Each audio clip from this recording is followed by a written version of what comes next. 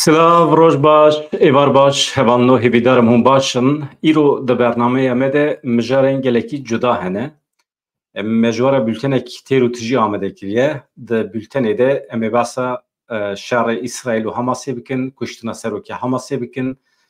Em ê basa vê rewşa siyasî a li Tirkiye bikin, ka rêveberên AKP herî dawî çi beyan kirine, daxuyaniya dawî ya Selahattin Demirtaşê ye. Dohme qismekî bi we re parvekiribû. Selahattin Demirtaş û hevalê xwe beyan dikin ku baweriya wan bi Partiya Demê heye.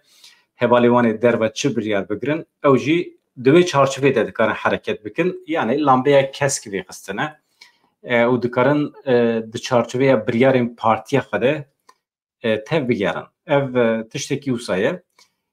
Wekî din şêwirmendê Tayyip Erdoğan Mehmet Uçum daxuyaniyekê daye. Dem Partiye tehdit dike hinek beredayî daxife. Em ê basa wî bikin.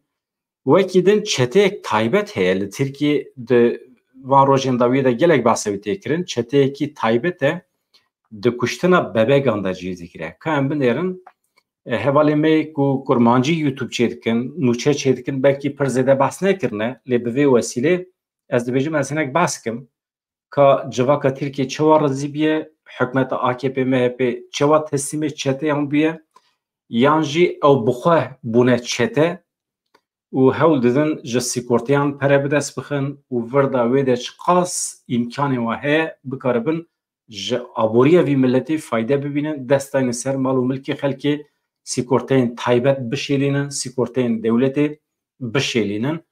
Rêw rêbazekî ji xwe re peyda kirine, em basa vê sîstemê bikin. Sîstema şêlandina saziyên dewletê. Wekî din çawa ku we di manşetê de dîtiye, mîvanekî me heye.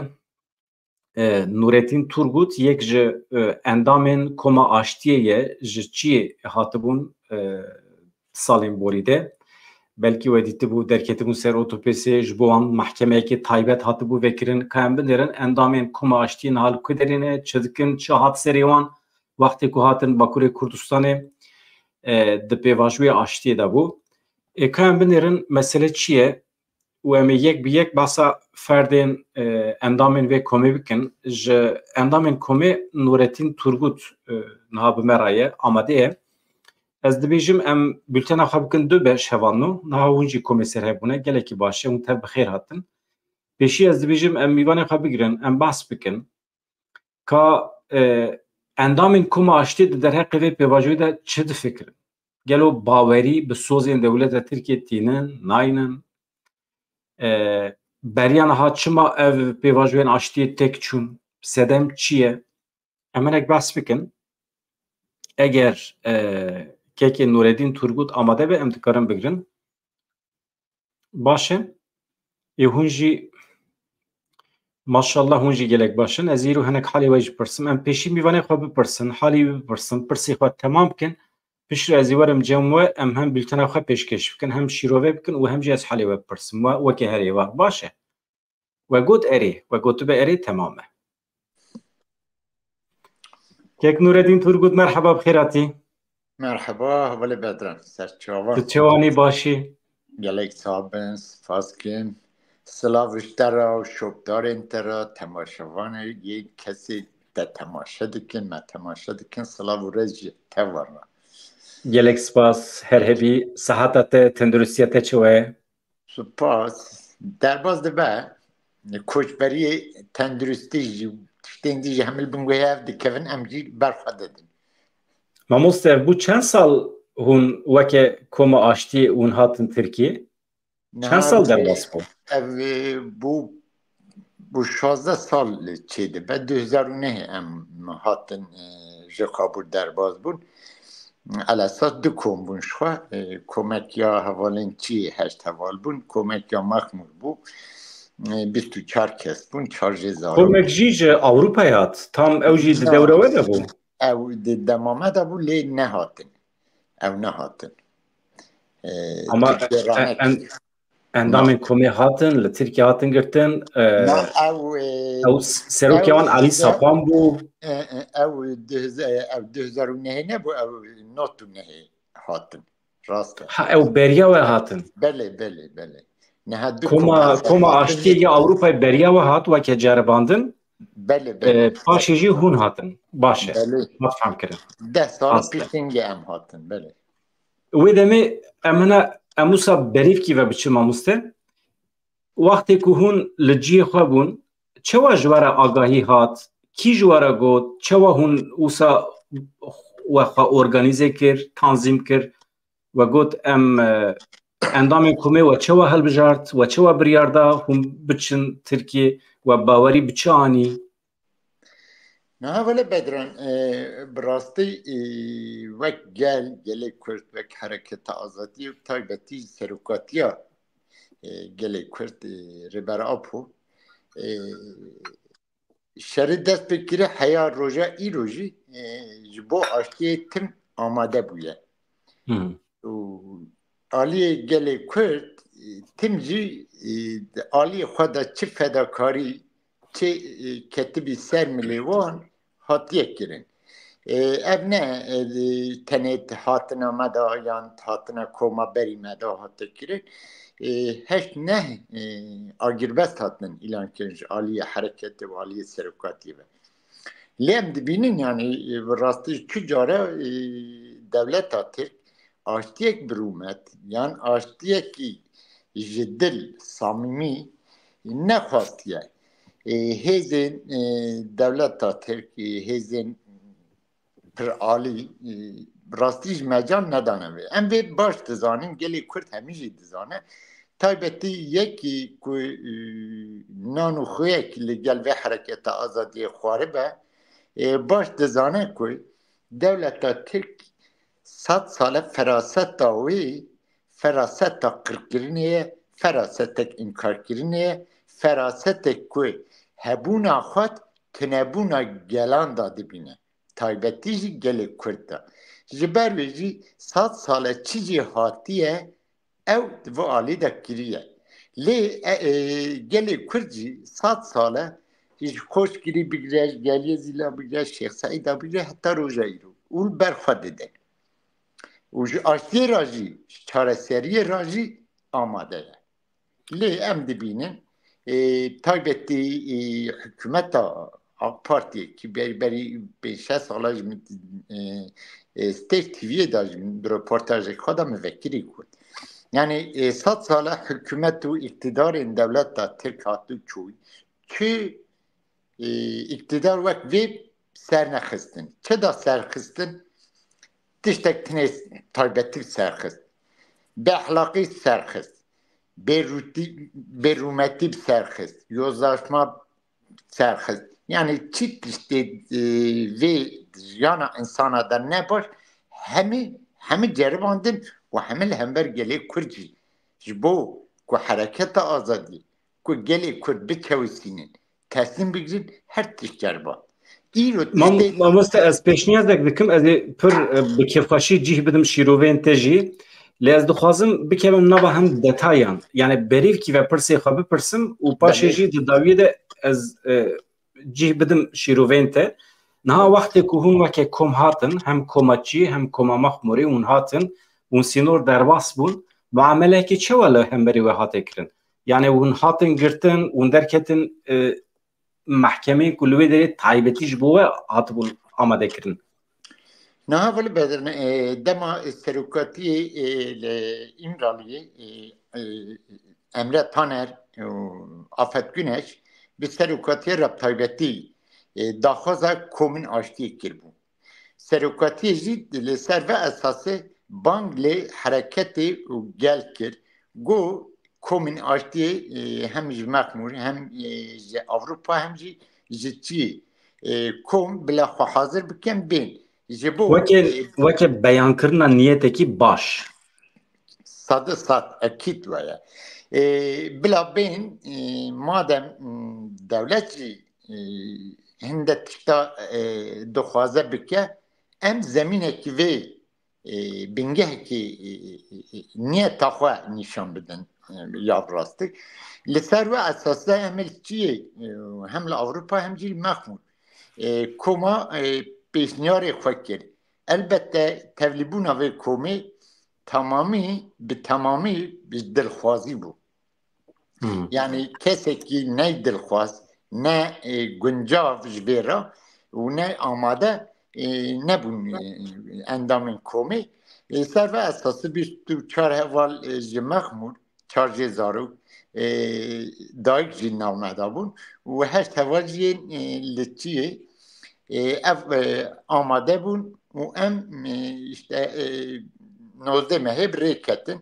Bi rastî jî hatina me hem li aliyê başûr hem li aliyê bakur tiştekî rewşek pir taybet bû. Lê dema em hatin xabûr jî walî bi xwe hatibû pêşwazîkirina me. Hevalê Seydî Firat jî li gel me bû. Dema em hatin destê wê girt. Lê ez bûm heval Gülbihar, heval Şerîf destê me negirt.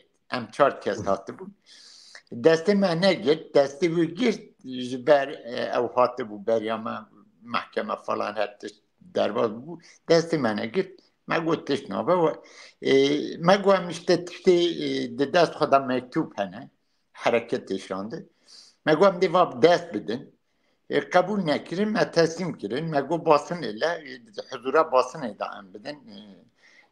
Ama millet jî hebû, millet jî hatibû pêşiya we, qelebalixî hebû. Em nehatı der milletê, em ser pirîne. Piştîngê me ev jî mektûb jî danê û em hêdî em çûne cem hevalê xwe em wek komî em derbas bûn hatin xabrî. Em hatin cih amade kirbûn. Cihkî taybet amade kirbûn. Em hatin rûniştin. İşte tespitkirina nasnameya wa kir. û piştîngê demek ki çend saet borîn dadger hatin, savcı hat. Yekem gazı kirin. İşte mahkemê de tişta taybet hindekî destpêka şirovên me dixwastin ser me pasın dağıtma bikin. İşte em hatine teslîm dibin. Bêguman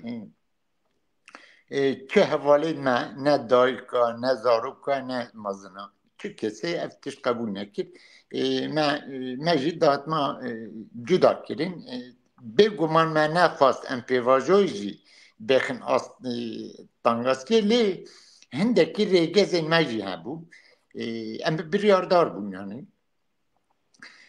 Wê de pişt savcı ifade me girtin mehkeme vebû. Em 5 kes bo bene girtin em savcı Yani hewa em berîvkî ve biçin wextê ku hûn hatin hûn derbas bûn çûn cem wan dîrek dest bi mehkemê kirin yan xwarin vexwarin tiştekî pêşkêşî we kirin hûn bi xêr hatin hal û kêf nepirsîn.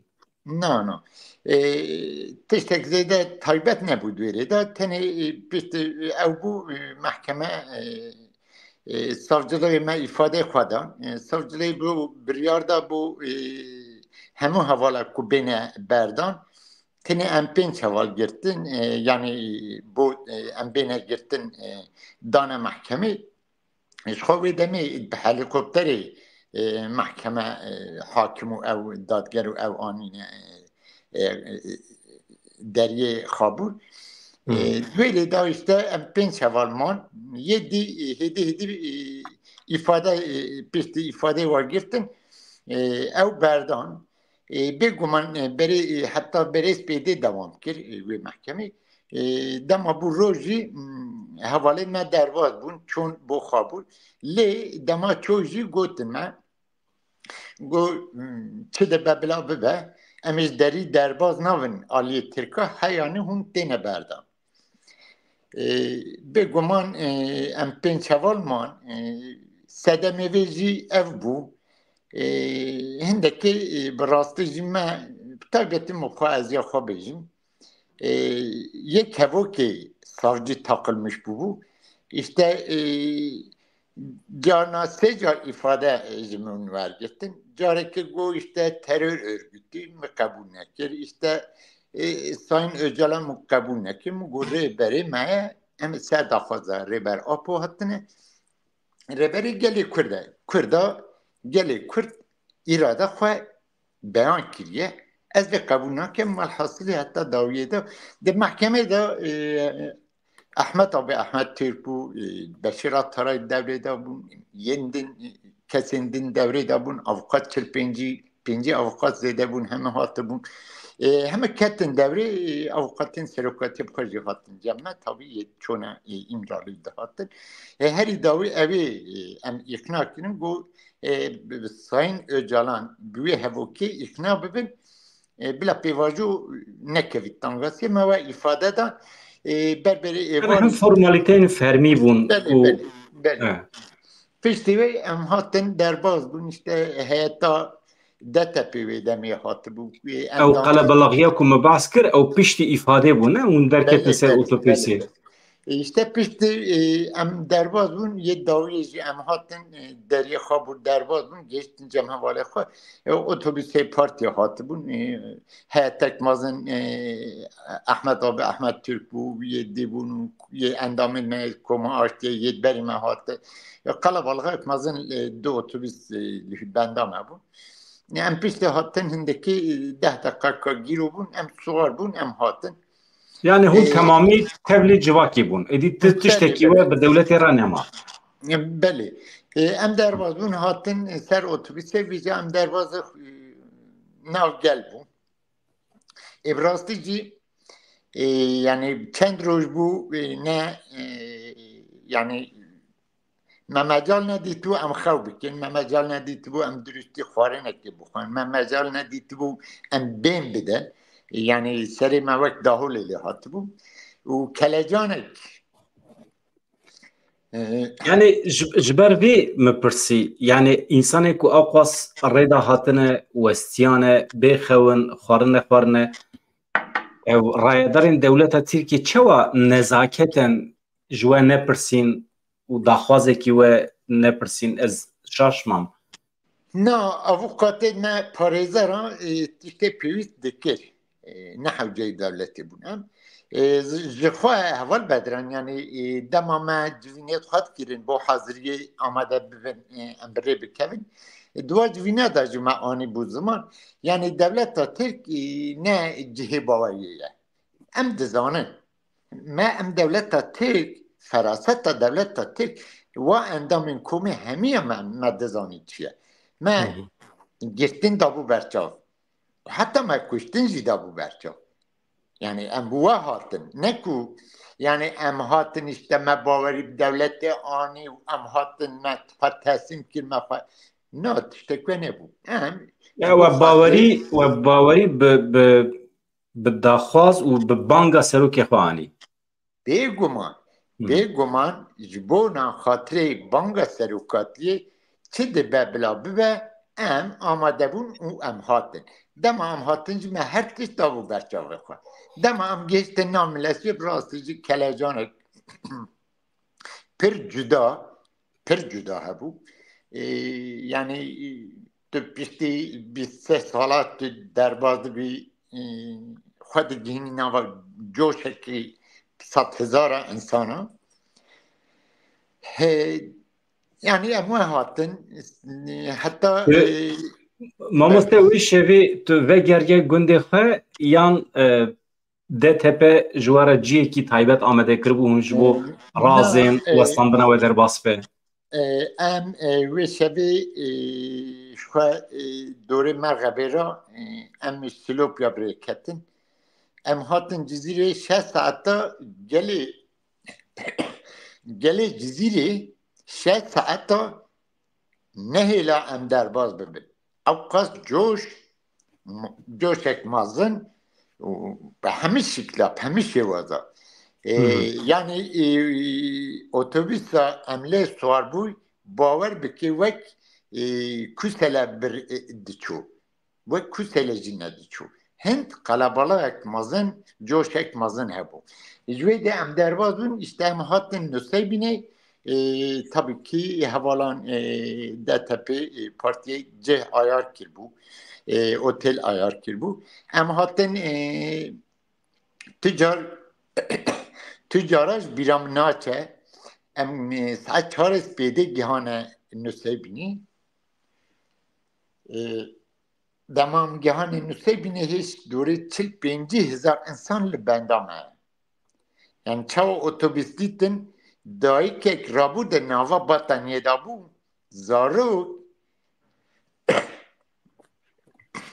زاروک ده برسینگی بو.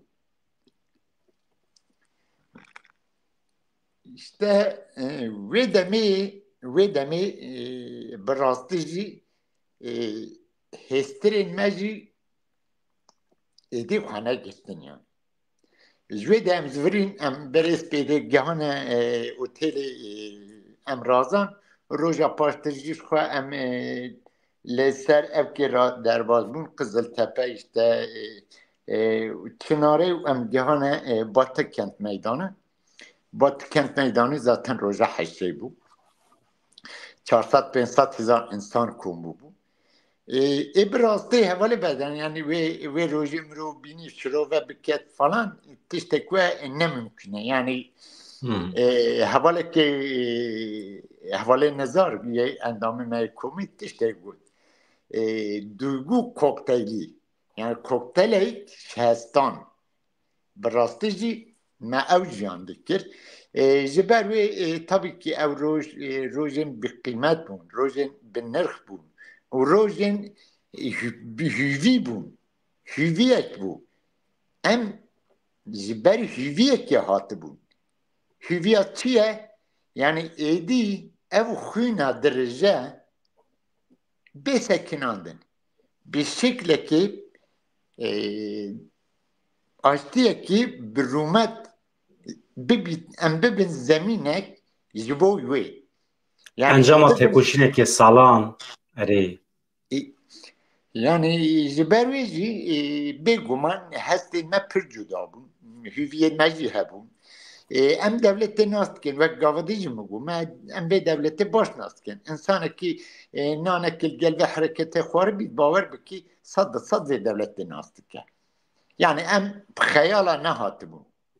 Em me rastiya devletê jî û rastiya xwe jî didît me nerxand û em we birêketin û we hatin. Piştî em hatin piştî mîtînga Batı kendî çêbû em balavî mala bûn nav aila bûn û çend roja piştîngê jî xwe hevala bû me çend cih girtibûn kirê kirbûn hazir kirbûn em derbas wê bûn dorê me hekî em manel Amêdê pişt wê em bûne sê kom komek li aliyê Amêd û Riha û Rexema komek ço rexe botan şirnef cülemêr û rexe Mêrdînê koma me jî em derbas Batman û ji wê de jî derbas Serhedê bûn li agiriyê li Wanê li wa devera yani armanc û tevlî gel bin biçin halê gel bipirsin gel jî halê we bipirse hinekî wisa hêvî bidin hevûdû cesaret bidin hevûdû bûyê armancê bûne wisa yani bêguman ew pêşewazîkirina gel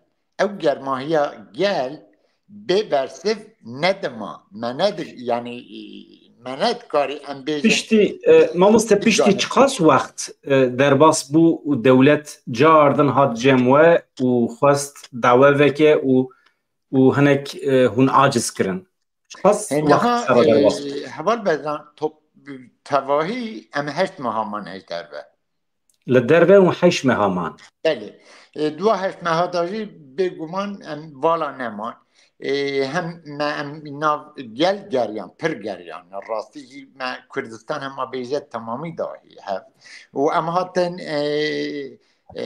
Barış Meclisi Meclisa Aştiye ya Türkiye em hatin Ankara'ya konferansê jî em tevlî bûn hatta Cevat Öner şu yedi kesê wek wî jî hatin me merheba da hev yani bir şeklekî ew bû pîvî hebûn wê axiftin hatin kirin hevalê me axiftin em axivîn pişt wê em zivirîn bêguman me cihê xwe nav partî da jî girt yani erk me girtin nav partî da piştî heşt meha işte îddianamê me hatin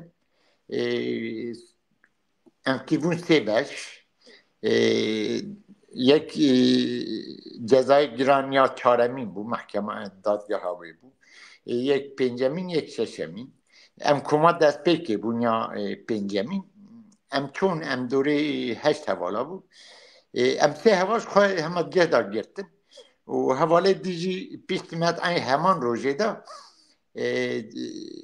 هفت حوال دیجی حاطن محکمه او جوا هفت حوالا جی هفت حوال گرتن خواه و یه Yani دیگه hunçun mahkeme de mahkemede bir yere girtina ve hatta hun ketin hapse.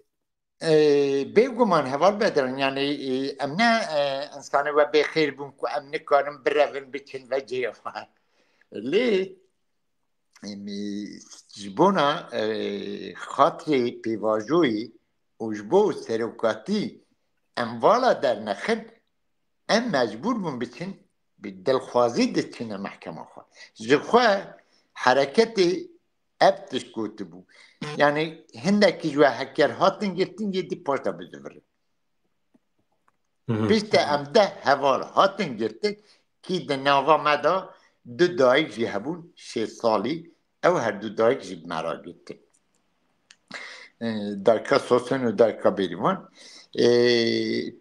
işte deh kes girtin Nureddin ve Ciwan nepirsî ev çi hale çima em hatin mahkeme çîbû heş meha em nava geldaman ve tiştek negot niha çima we qirara biriya girtinê daye نه ve nepirsî yani çi bû bersiva wan بێگومان me parêzer jî pir ketin heta Sezgin Tanrıkulu bû işte Mehmet Emin Aktar bû niha Meral yani behanawan çi bû ji bo girtina we işte we propaganda kiriye propaganda rexistinê kiriye hûn endamê di rexistinê ne û biryara girtinê da yani vê biryardayînê ev nîşan me kir ti dibe bila bibe pêwîst e tu baweriyê vê devletê nehinî bêguman bê êre de wê ji ber ewa daxwaz kirbûn seroketê bank kir em hatin piştî heşt meha em girtin kirin zindanê de hevalê me yê diyên mayî ew heft roja piştî me bû mehkema we ev derbas bûn çûn cihê hati cê hati hevalên mayî ew çûne cihê jê hati niha Pişta li mahkemê cezayê ku li we hate birîn mamoste hemî aynî ceza bûn ya her yek ji we cezayê cuda xwarin niha pênc hevalên mexmûr ev ceza yê wa örgüt üyesi olmamakla birlikte yê me pênc hevalê dî örgüt üyesi direkt ew ê dî iddia ew bû örgüt üyesi olmakla piştî sê sala xwe paketekî yargiyê derket piştî wê paketê derketê pênc hevalên me yê ji mexmûr hatê her pênc heval ez jê mexmûr bûm fakat iddia devletê got yê kadroyê pekî me got wala em ne kadroyên em gundî ne tabii me neda qebûl kirin em heft sal û nîva manet hefsê de hevalê ji endametiya rêxistinê heft sal û nîva li hepsê mayî belê belê û sêzde doz vekirîn hema ez bêjim yê xwe tenê bêjim sêzde doz min tenê vekirin melkîdê axif dibin melkîrê daxuyaneyê dabît me reportajek dabît yan me hevdîtinek kirbît heme bûne doz hatin pêşiya me yani wê demê mirov fehm dike ku cezayê li we hatiye birîn ne beriya hatina we piştî hatina we ji ber axaftinên we ji ber dawa Kurd û Kurdistanê li we doz hatiye vekirin yani bi şiklekî bang li we kirine ku ji hûn werin tevlî civakê bibin tevlî siyasetê bibin ama dema ku hûn siyasetê dikin jî ev dibe sebebê cezayê niha veli bedrim mesela mijar hindekî ez hoş şirove bikim niha dema em komekçoya wanê em çûn gel partiya hemiya axivî MHP xaric em çûne rexistina ya AK Partiye ya bajêr jî mesela vê demê Beşîr Atalê tiştê gotibû daxuyaniyê dabû işte 1500 kesa hazir kiye birê ketine tê min vê demê min bersiva îl başkanê serokê bajêr da min got ne hewcê direwan e هەواڵە گوت تەچمەوە گومگو درەوە ینی تشتێکی ئەس تشتێک دیبێژم نینە ینی درەوە کە مەزنە دزانی دەولەتە تێک ئەسلاندا ئارمانجا دەولەتی تشتێکی بوو چی بوو ئیشتە ئەم بێن مەبەردن ئەم ناوگەل نەگەرن ئەم ناوڕێخستنە دەتە پێدایان ناو tiştekî kardan nemînin, siyasetê nekin, işte hatin teslim bûn çon mala xwe rûniştin nehê me negirtine. Lê bêguman emiyet hate her yekî ji me jî yani mecbûr bû em erk bigirin, em navgel de bixebitin, navrexistina xwe de bixebitin, elbet de aliyê siyasetê bikin, ji ber em hatibûn ku siyasetê bikin. Em nehatibûn wek tiştek çêne bûy, wek me zulmek nedîtê, wek şerek tune, wek xwîniyan naricît. Em ne insanê normal bûn. Em insanî vê hereketê bûn. Mecbûrin em hatine yê Stiya jî hatî, yê ji Mehmûd jî hatî, yê Koçberiyê jî hatî, mecbûr e dê nav siyasetê de jî aktif rol bigire. Lê devletê dixwast me bi şiklê dî lanse bike. İşte ji ber ku me ew daxwazên wa pêk neanîn piştî heşt meha em girtin kirin hepsê de. Heft sal nîva em manet hepsê de. Hevalê hewar Lütfî Taş hevalê me bû 6 salî bû. Hepsê de qalb krîzî bora. Ew jî wêrê de şehîd ket. Mamoste mitxwast ez aqûbeta van endamên Kuma Aştî ji we hîn bibim. Yani hemê hevalên ku ketin hepsê çi hat serê wan? Niha li ku derê ne? Di nava kîjan xebatan de ne? Heval Ê Bedran ku vegeriyan, ew ê ku vegeriyan ji xwe vegeriyan ciyê xwe. Ama ê ku li zindanê man çi hat serê wan? Li ku derê ne niha? Yê zindanê mayî em her pênc hevalê dawî jî em çar hevalek ji xwe şehîd ket. Em sê hevalê dî em 2017 dawiya salê em berdan. Heva zala pişt me sal û nîva ma. Ew cuda ceza kirbûn. Hevalê hewa ji xwe çû rehmetê şehîd ket. Em yê derketî jî em çûn yani em zivirîne cihê xwe û em cardê hatin bi pasaportê em çûn. Hevalê ji xwe berî me ku mehkeme lê vebû dema em hatin girtin zivirî ev çûne ser karê xwe nehe jî her kesekî ji wan nav kar û xebatekî xwe da cih digire. Ama Seydî Pirat li Tirkiye demekî dirêj ma tevlî pêvajoyên aştiyê bû. Di rewşenbîrên Tirkara gelek da û stend tekiliya wî baş bû. Ama di dawiyê de çi bû li wî jî doz vekirin. Dozên duyem, sêyem cardin ser hev doz ser vekirin û mecbûr ma derkeve derve Ewropayê bawer dikim. Niha Seydî jî hevalê îmam jî hevalê dî jî hevalê nizar hevalê bilendiyên me hemî li Ewropanê mecbûr man em derbas bûn. Niha piştî 2017 ez berda jî mesela ez bi xwe jî navenda partî da min cih girt partî meclis üyesî bûm. Du dönema min dwêrê da jî kar û xebat kirin. Bêguman devletê xwe ne dihat yani.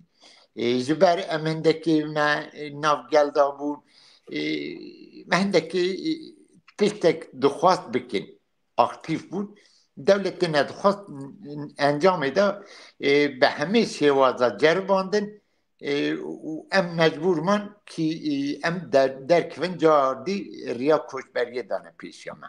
Yani rewşek wiha ye dewleta Tirk 100 sale ne cihê baweriyê ye berê bû rêmet bextê Romê nîne. Piştî we piştî ku hûn derketin dervê Ewropayê jî pêvajoya aştî dest pê kir. Wê demê hêviya we çê bû dema borî sala 2015 16 heta demên dawî wextê ku dest pê kir pêvajoya aştî we çi yani we çi hîs kir? Baweriya we çê bû ku tiştekî çê bibe ji ber ku cara borî beriya ku Tayyip Erdoğan bibêje ez mase nas nakim ew dolma baxçe sarayî li wê derê daxuyanî hate dayîn heta wê derê jî hêviya te çî bû ku tiştekî çê be yan baweriya te ji binî ve pêtune bû. Niha hevalê Wê demê wextê ku pêvajoya aştî bi dawî bû tu li zindanê bû yan li Ewropayê bû mamoste? حواله بدن از 2010 خزیران ام گرتن 2017 ام هاتن بردان و دمی تو زندانی بوی بله زندان بون بگمان ام زندان داشتی من روزنامه و رپورتاج دکرین ما روزنامه را نویسین ما مکتوب دشاندن ما مقاله دشاندن دوی دمیجی ما پیواجو جاردی دشوپاند ام تولید بون یعنی گوتن جی بیتن ما پر گوتن خجاردی دو گوتن لی بگمان هوی ما جی حرکت ما سرکاتی ما شهید ما yani iradeya ve hareketi em ve irade bavarı. Tüccara me ne em irada xwe teslim devletê dikin, ne em hüviyekî xwe civa dikin. Hüviya me çi ye? Hüviya me tekoşîna me ye. Hüviya me iradeya me ye. Hüviya me meşrubûna me ye. û hüviya me maftariya me ye. Em bi wê bawerin em ji wê bi wê jî em li heya îro jî her yekî me bi vê baweriyê bi vê hêviyê em jiyan dikin. Niha ev 3 sal 4 sal çêbû el Avrupa. Yek rojê ez ji welat xwe nebûme nabim ne mümkün e. Ha ez devleta Tirk dê bawer bikim na wala ez bawer nakim. Lê çi dibe bila bibe? Ger xwîn bê sekinandin ev jî hüviyek kûr jî bît hüviyek e. Pêwîst e ev xwîn bê sekinan ji ber dîrokê de hemû şeran da hemû cengan da hemû şerê mezin da jî ille kî şer dike ew li hev dikin. Di nava her du hêza de dibe. Niha devleta Tirk daxuyane dide Bahçeli tiştekê dibêjî Erdoğan tiştekê dibêjî yê tiştekê dibêjî erê em dê guhdar bikin çi dibêjin çi dixwazin ama em dê bi xwe bikin. Em ne baweriyê watî bînin em dê bi tekoşîna Mamoste wextê ku di van nîqaşên du sê heftê dawî em lê dinêrin hatina Dewlet Bahçelî falan yani çi dikeve serê te ev meseleya me bi dewleta Tirkiye re ve heta kengê dom bike em çawa bifilitin ji dewleta Tirkiye yani amusa kaş û berkaş bibin yani pêvajoyê aştiyê dest pê kir dest pê nekir me 20 salên dawiyê wenda kir wext wenda dibe emrê me diçe ciwanê me îxtiyar dibin siyasetmedarê me di hepsê de wext wenda dikin kapasite wan weke numune kesek weke Selahattin Demirtaş genc e ciwan e karizmatik e dikare pir tişt bike hem ji bo civaka Tirkiye hem ji bo civaka Kurd dikare pir tişt bike ama di zindanê de wexta wan ciwaniya wan enerjiya wan tê dizîn niha ev em wisa kaş û berkaş dibin bi dewleta Tirkiye re ev heta kengê wê dewam bike wisa niha hevale bedran bêguman her yekî ji me her welat parêzek em li kî dê bin bilal wê dê bin ne em îradeya hereketa azadî îradeya serokatî îradeya siyasetmedarên me yên rêvebirên me vê îro nava va kara da muhatabê vikarin e em îradeya wa tevlîd wê îradeyê dibin. Bêguman devleta Tirk demê borî jî dema agîrbesta da dema pêvajoya çareseriyê da jî yek tişt dixwast bike. Partîş hev bêxît yozlaştırma bike sıs bike û liberalize bike û balav bike. Îro jî tişta xwazît bike vê dike. Ne ez vekirî dişê tişta vekirî bêjim. Ne devleta Tirk îro dixwaze hindek kesên vê hereketê bînî di hemberî hev. Hindek muqayese dikî. Em bêbêjin ez jî Tuncer Bakırhan jî Tula Hatimoğlu jî Selahattin Demirtaş jî em yek tiştin. Em şagirdên rêber apûne. Ne hedê me ye em ser wê îrade kidî em beyan bikin. Kî hevalê Selahattin Demirtaş wekte gotê bi rastî jî hevalekî pir hêja ye. اوجی اف گوتن گوت یت حفظه داجی به صداب هزار قادروی و حرکتی و حفظه دا بیان کرنا اراده اخواه اف گوتنه ام هم هر کسی وید بینه ام شاگردین ریبرا پونه ویدمه ام دوی شاگردتی اخواه بده بینه به همه شکلا اراده و حرکتی اراده ریبرا پو اراده سیاست ما ایرول ترکیه محطب و مثلا ام اراده و تولید بین ام وی اراده ایش در وی اراده ام اراده دی ناس ناکن از وها هندکی بینم زمان مامۆستا gelek spas dikim tu jî hinek hestiyar bûyî te ew demên berê anî bîra xwe di demên pêş me de jî pir bi kêfxweşî ez dîsa te dawet bikim mîvan û em hem hestên te bipirsin û hem fikrê te bipirsin gelek spas ji bo tevlîbûna te Paskim heval bedran şev baş selav û rêj bo te jî bo şopdarên te ra jî spaskim mala te ava her hebî silav mamoste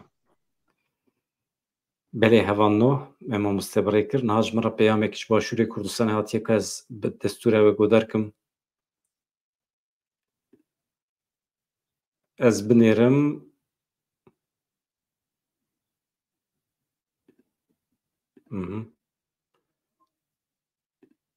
baş e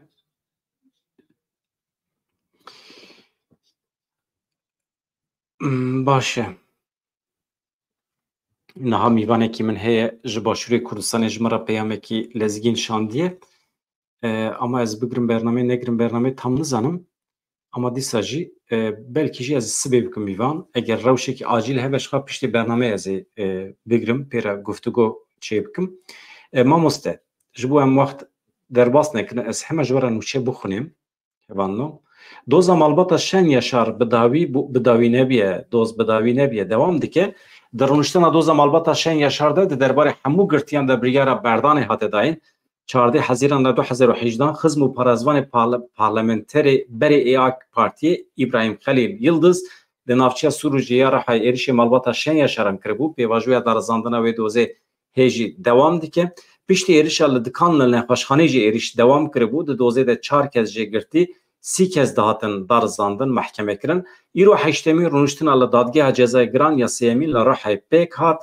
Fadıl Şen Yaşar girtiyên aliyê din hemî hatin berdan hûzanin ji bo Fadıl Şen Yaşar dayika wî Emîne Şen Yaşar ev bi salan e demekî dirêj e di nava çalakê rûniştinê de ye di her du êrişan de ji malbata Şen Yaşar bav û du bira hatibûn kuştin Fadıl Şen Yaşar jî hatibû girtin ew ji girtîgeha Amedê bi rêya Sekbîsê tevlê rûniştinê bû îro girtiyên Bersûç ên din jî Enver Yıldız Mikail Şimşek Celal Yıldız jî li girtîgehên xwe ew jî bi rêya Sekbîsê tevlê rûniştinê bûn Emîne Şen Yaşar ji xwe baş tê zanîn bi nav û deng bû ji destpêkê ve bû 2 sal zêdetir e ji bo edalet were cih ji bo ku rêwiyê li zindanê Fadıl were berdan di çalakê rûniştinê de bû dozger daxwaz kir hemû girtiyên ji dozê werin berdan bûyer ji nû ve were lêkolîn kirin di dawî de jî dadgehê biryar da hemû girtî bine berdan doz jî taloqê 21 Sibata sala pêş me hate kirin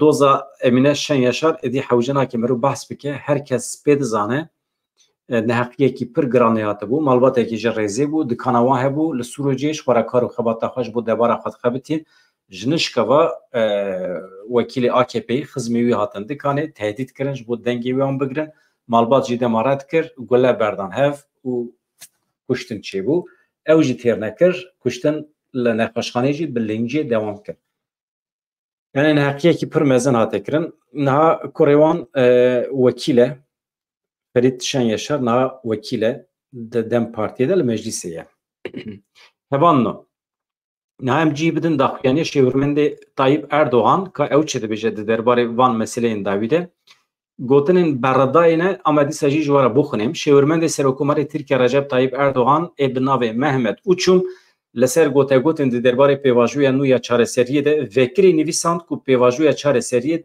tune ye yani çözüm sürecî mürecî tune dibêje vî kesî çi dibêje vî kesî Dem Partî jî tehdît kir got ji Dem Partî hate xwestin bibe Partiya Tirkiyeyî. Eger nebe ew ê were tasfiye kirin li Tirkiye newekî demênberê ne jî bi awayekî din wê tu carî pêvajoya çareseriyê çênebe dibêje. Yani van insana ev derdorên ku em behs dikin dewleta Tirkiye weke malê bavê xwe dibînin. Xwe xwediyê dewletê dibînin. Ji bîr dikin ku milletê Kurd xwedî wî dewletê ye. Ji bo wî dewletê tê koşiya ye, li her derê tê koşiya ye, baja xwe dide, zarokê xwe dişîne eskeriyê vî dewletê ama muameleyekî wekê koşberan dibîne. Yani bifikirin li Tirkiye ew qas televizyon heye, saziyên çapemeniyê, medya heye, gencên me ê Kurdan naçin wê derê wezîfe nagirin, bi zimanê xwe weşanê nakin.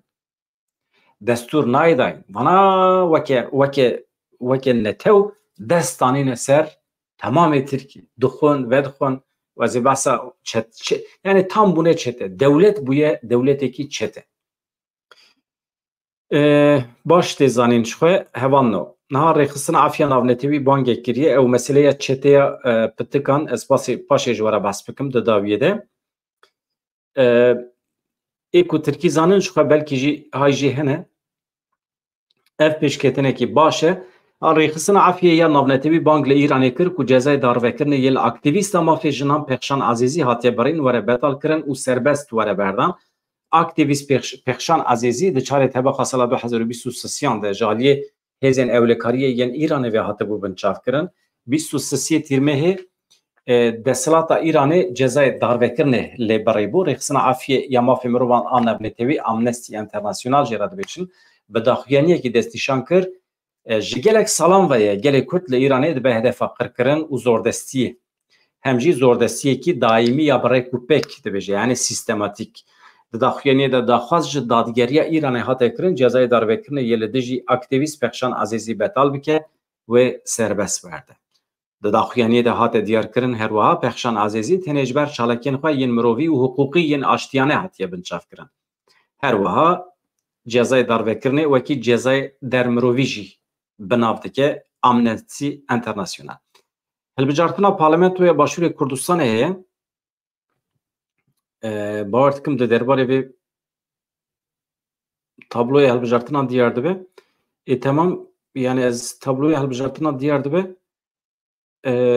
Mamoste ez ana tam di zindî de me. Eger cenabê te bixwaze ez dikarim link ji te re bişînim û tevlî bî me agadar bikî kêfxweş dibim. Ez ji te re link dişînim tu tevlî bî anha di nava du sê deqê pêş me de dikarî tevlî bî û sibê jî pir bi kêfxweşî dikarim te bikim bîvan ama dîsa jî ji te re linkê dişînim. Baş e min ji mamosteyê me re mesaj şand ez ana linkê jî bişînim jê re. Linka me anha em di weşanê dane.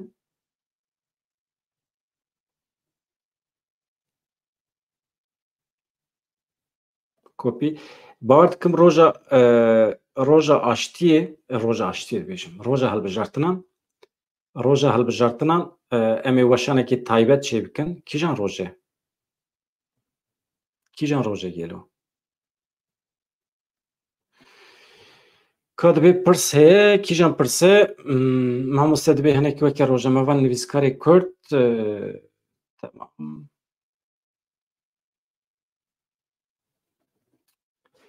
Tamam. Ka pirsê we hebûn, kîjan bûn?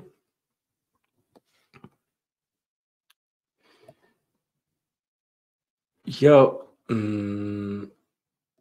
Abdulganî Arpa dibe pirsekî kiriye ka ez binêrim. Abdulganî Arpa gelek baş ez pir kêfxweşim ji mesajên we heqeten jî pir eleqeyekî baş e. Ya va ben işte çi ye ya? Ben iştiye. Bu ala Tirkiye daye ser ewa xwe ala Tirkiye. Ya we tövbe estağfirullah. We ala Tirkiye rezîl û riswa kiriye. We ala Tirkiye de her derê de bikartînin. Esrar eroîn difirûşin ala Tirkiye bikartînin. Karê çete dikin ala Tirkiye bikartînin. Tên bajarê Kurdan hilweşînin ala Tirkiye bikartînin. Aha tu çi dixwazî? Te ala xwe dayê vê derê di çavê me re dikî. تێ گوندێمە وەختێ تاڵاندێکی دکوژی لە ئافرینێ سەرێکانیە لە باکوورێ کوردستانی ئالا ترکێ داتنی سەر ملێخوا وەکێ سمبۆل سەر سنگا خەدقی تا ئالاخوا حەرەماندیە تو تێ باژارێمە هەمی هەردووەشینی بە تانگ و تۆپێخوا و ئالا ترکێ لەسەر دادڵقینی و ئەv ئالا کونها بەن ئیشتە تا رەزیل و ڕسوا کریەوە ئالاخوا رەزیل و ڕسوا کریەوە قڕێژ کریە ئیدی ئیمکانە کو مرۆڤ خودی لێ ئالێ دەرکەوێ تونە ji ber vê yekê yani ji alên xelkê re rêz û hirmeta me heye kesî tiştekî negotiye ama ya rêz û hirmeta wan tune însanên bêhurmetin wisa dibe mirov ala xwe çawa davê binnîgî xwe ew xwasa ew dike hevando dibêje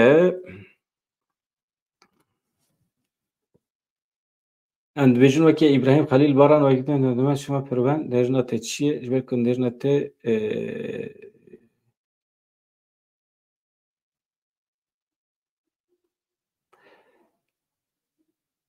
ya çûna şivan perwer ya başûrê Kurdistanê normal e lê hunermendekî ew qas em bêjin netewî ê milletê Kurd wekî mamoste şivan perwer hewce nake baweyekî vekirî destek bide partiyekî û pişta xwe de partiyên din ev lê naye normal şivan perwer aydê temamê civaka Kurdistanê ye dibe di ser partiyên siyasî rabe yani aybe merû piştgirî bide partiyekî bi tenê berdêla wî çi dibe bibe mesele nere ama ez bixwe hêjayê mamoste şivan perwer nabînim ku di nava civaka Kurdistanê de di nava Kurdan de piştgirî bide partiyekî nexweş e ha li Bakurê Kurdistanê hilbijartin çê dibe wekî Partiya Kurdan dem partî heye yan jî partiyên me ên din ên Kurdistanê heye piştgirî bide bera Kurdistanê çatiya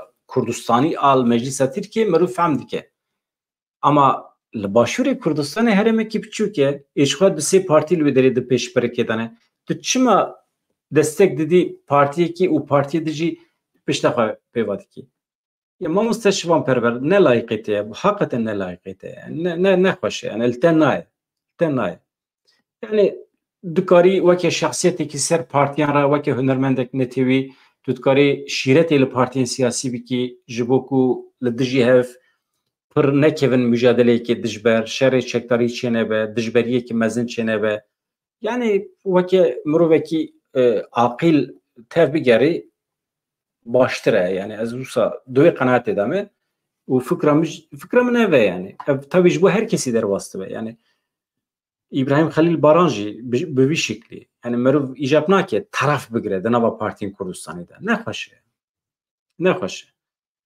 yani 1500 caran mamoste şivan perwer di stranê xwe de gotiye mirovek çepgir e û mirovek ne muhafazekar e modernîst e pêşketinê re vekirî ye û jiyanekê nûjen dixwaze ji bo civaka Kurd yani nekevne perest e divê manê de dibêjim îja dibê li gorî vê felsefa xwe eger tevgere baştir e tabî dîsa jî ew zane yani ji bo min şivan perwer sed salan carê tê nava civakan hunermendek taybet e wekê Şakiro mirovên wekê Şakiro wekê şivan perwer vana mirovên ser partiyan re ser fikrên siyasî de ne vana pir kêm têne nava civakan vana diyarî ne ji bo civakan tam li Bakurê Kurdistanê dema ku tekoşîna tevgera rizgariyê derket di salên heştê de şivan perwer jî tam tesadüf duan deman derket û paralel derketin piştgirî dan hebûdû tevgera azadiyê şivan perwer xwedî kir şivan perwer jî bi stranê xwe tevgera azadiyê xwedî kir wisa bilind bû yani ê qezenç kir milletê Kurd bû ê şiyar bû milletê Kurd bû milletê Kurd bi xêra her du aliyan ew denge çêbû bilind bû zana bû xwedî li doza xwe derket yani ev aliyên şivan perwer nayên ji bîr kirin tabî ama pozisyona xwazanı be rewşa xwazanı be baştir. Ez pir bi kêfxweşî dixwazim şivanperver rojekî vê derê bikim bîvan. Ya dostê min ez jî hez jî dikim. Şivanperver ez pir jî hez dikim. Yani ez dibêjim diyariyeke îlahiyê hatiye nava civaka Kurd. Ez wisa dibêjim. Yani weke Şakro jî wisa dibînim, wî jî wisa dibînim.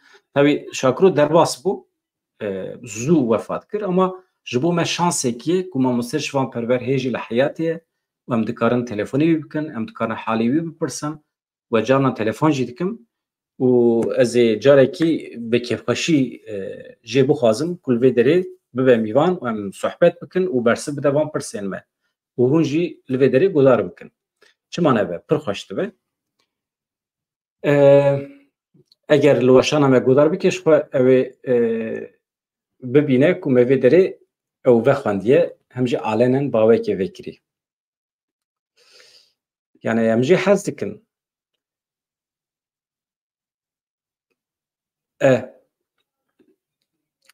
Wekî din hevano. Em li ku derê mabûn hilbijartinên Parlamentoya Başûrê Kurdistanê dengdana taybet ya hilbijartinên Parlamentoya Kurdistanê saet 18 bi dawî bû îro di dengdana taybet ya ku tenê hêzên ewlehiyê dengê xwe dan serê sibê 7 de dest pê kiribû 18 de bi dawî bû. Di dengdana taybet de mafê dengdanê yê 215,000 kesan hebû. Ev jî dike ji sedî 7.4 dengderên Herêma Kurdistanê. Niha mîvanê me eger ji Başûrê Kurdistanê tevlî be em ê jê agahiyên berfirehtir bigirin baş dibe. Çünkü deqeyên dawî hene. Erê wele. Ama ez ji we re bêjim. Hunermend qîmetin. Mirovên taybetin. Tu jar heqaret li hunermendan nekin. Ji hunermendê xwe hez kin. Ê ku civakê dike civak bi qasdê siyasetê hunermend in. Erf û adetên vî milletê, kevneşopiya vî milletê, civakê li ser piyan digire, hem tarîxin bi her away mirovên biqîmetin û mirov xwedî li hunermendê xwe derkeve, mirov wan rencîde neke baş e. Ama hunermend jî dibe pozisyona xwe zanibin, giraniya xwe zanibin. Ew jî xweş e yani. Xweş e.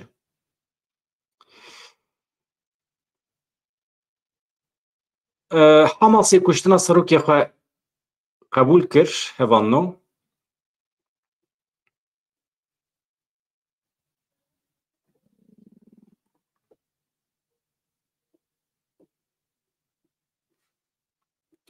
Serokê Hamasê yê Xezayê Xelîl heye piştrast kir ku şînwar li Xezayê hatiye kuştin.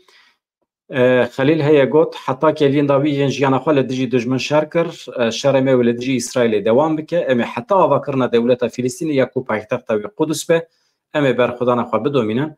Roja 16 Cotmeyê çend leşkerên İsraîlê li Refahê dibînin ku sê esker diçin ava avahiyekê li wê derê ev eskerên İsraîlî ji artêşa xwe dixwazin êriş bike ser wê avahiyê.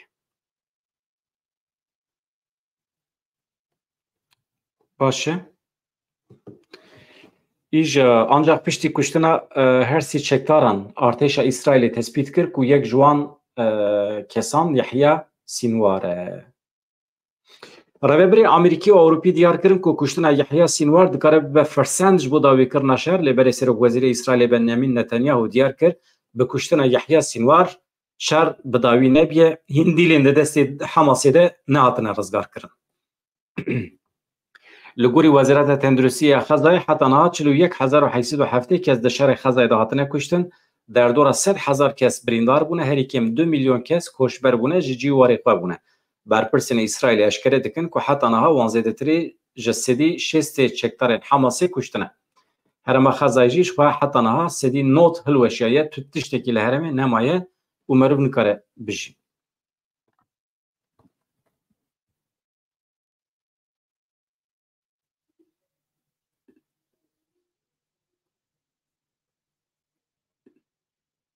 Evet.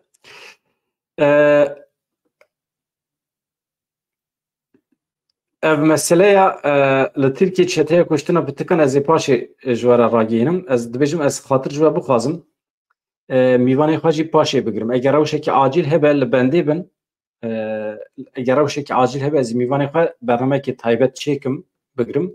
Ez ê jê re rûpelek taybet vekim di saetên pêşme de. Çünkü niha saetekî çêbû û heyf e jî. A meseleya kuştina pitikan vana anîne çeteyek derketiye hestexaneyên taybet çêdikin ji bo bikaribin ji sîkortê pere bigirin û hemî zarokên ku nû têne dunyayê wana dibin dixin hestexana taybet û li ser navê wan pere digirin. Carna zarok ev hestexaneyên taybet jî têda ne doktor heye, ne hemşîre heye, ne birêkopêke û wisa bixwasî 19-20 zarok mirine. Ji ev niha li Tirkiye biye meseleyekî ciddî çawa çêdibe ku çeteyekî derketiye ne hakim ne savcî nikarin doz vekin, dozger dema ku doz vedikin jî têne tehdît kirin. Ev çete girêdayê MHP û AKP ne li buwan re fotraf kişandine, li Ewropayê jî tevlî hin kuştina bûne çeteyên ja dozger têne tehdît kirin, dibe eger hûn endamê vê çetê serbest bernedin û em ê berê xwe bidin malbatê we jî. Mesele ev e.